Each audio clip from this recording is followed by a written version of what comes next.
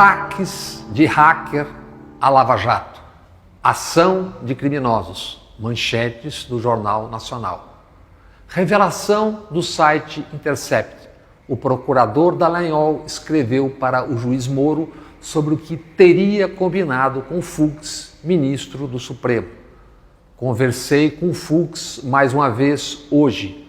O ministro disse quase espontaneamente que Theory fez queda de braço com Moro e viu que se queimou.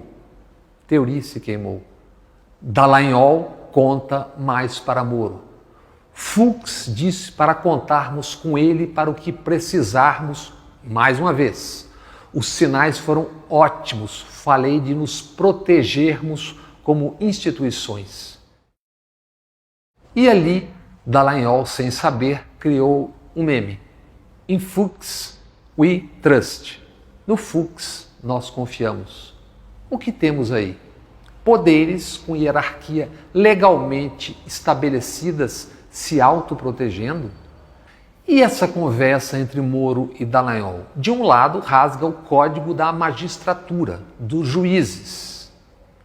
Juiz que se apresentava ao país como paladino da ética e da moral não pode fazer tabelinha com o procurador e vice-versa, porque isso contraria os códigos de conduta de ambas as carreiras e desmancha no ar discursos éticos e moralistas que ambos arrotaram durante anos.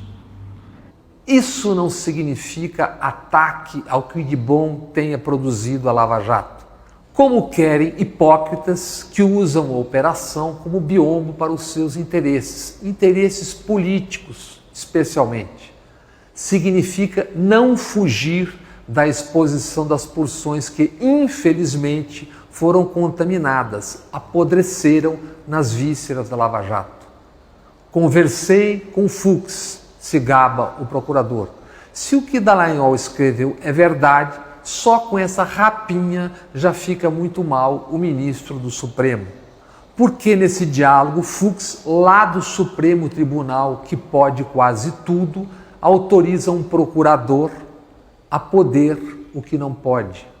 E mais, desautorizava o então relator da Lava Jato no Supremo, Theory Zavascki, que publicamente havia repreendido o juiz Moro pelo vazamento ilegal da conversa entre Dilma e Lula.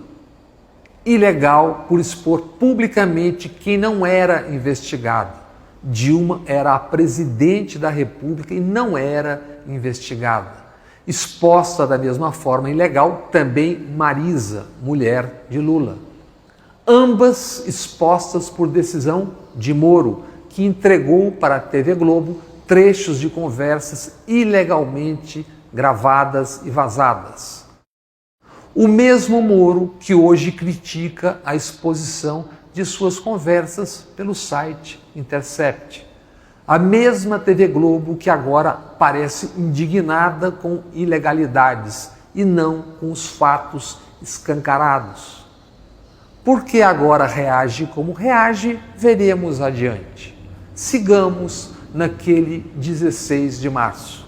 Além do vazamento tornado ilegal, parte da gravação da conversa feita pela PF também foi ilegal, porque excedeu em mais de 1 hora o tempo determinado pelo próprio Moro.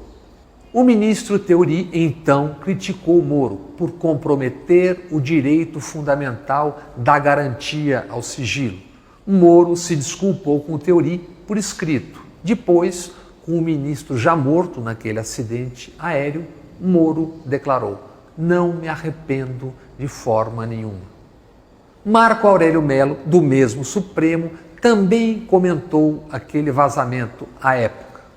Disse com a franqueza habitual: o juiz agiu à margem da lei, portanto, fora da lei.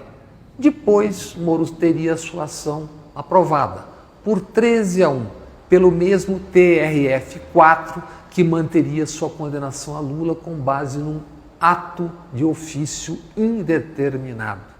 Agora, expostas às vísceras da Lava Jato, com a franqueza habitual, o ministro Marco Aurélio diz o que pensa.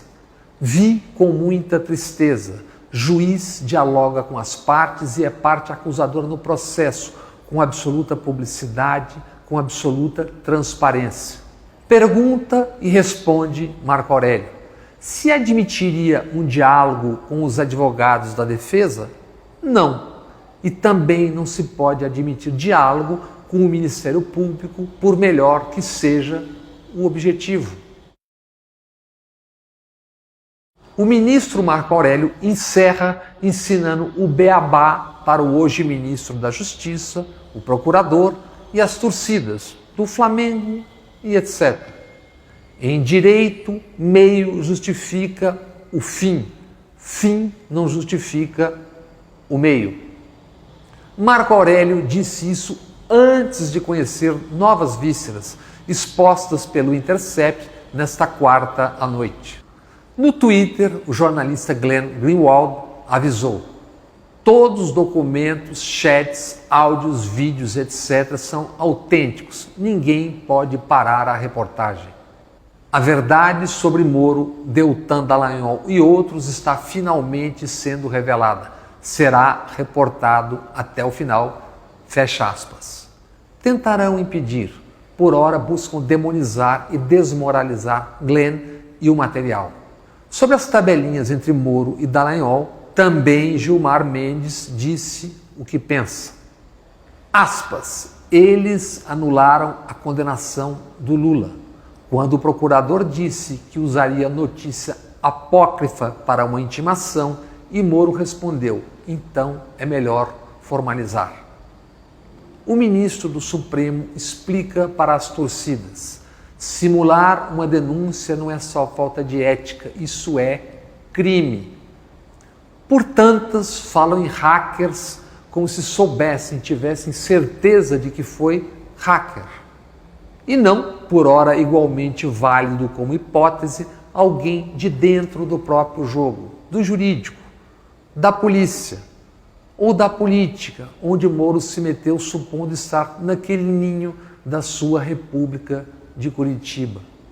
Fingem não saber que, se verdadeiras e checadas, jornalistas têm o dever de publicar informações. Se quem as obteve na origem foi, por hipótese, um hacker, o problema é do hacker. Os fatos seguem sendo fatos. Foi assim que, com publicações desse mesmo Glenn, Edward Snowden, hoje exilado na Rússia, expôs os Estados Unidos, que via agência NSA espionava mundo afora, inclusive a presidência do Brasil e a Petrobras. Mas voltemos às manchetes do Jornal Nacional e congêneres. Ataque de hackers à Lava Jato. Ação de criminosos. Tais manchetes são também, e antes de tudo, uma vacina. Porque o próprio Glenn, no Twitter, atiçou a curiosidade sobre o material que teria em mãos, e nominando, aspas, a Globo é sócia, agente e aliada de Moro e Lava Jato, seus porta-vozes e não jornalistas que reportem sobre eles com alguma independência. Disse ainda, indicando mais um pouco, é exatamente assim que Moro, Deltan e a Força Tarefa veem a Globo. Então, não esperem nada além de propaganda. Leia-se, nada além de porrada. E mais, Glenn não nominou, porque é de se imaginar, não é hora de brigar com tantos ao mesmo tempo. Globo à frente, os grandes meios de comunicação do país se meteram no ou criaram um labirinto. Com arrogância e prepotência, quase todos sonharam que poderiam controlar o rumo dos ventos e eventos, como se esse não fosse um país de rentistas, com 1% de verdadeiramente ricos de um lado, e do outro lado, cada dia mais, milhões de pobres e miseráveis, com outros milhões de remediados ou nem tanto no meio. Como anunciado que fariam, ajudaram a sangrar o país. Acrescentaram uns 2% na queda do PIB, sonhando que valeria a pena porque teriam todo o poder de volta. E nesse processo, que apelidaram de impeachment, consolidaram a ojeriza de uma porção do país.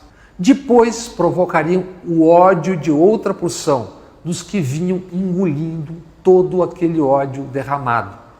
E que terminariam escolhendo exatamente o ódio, esse ódio.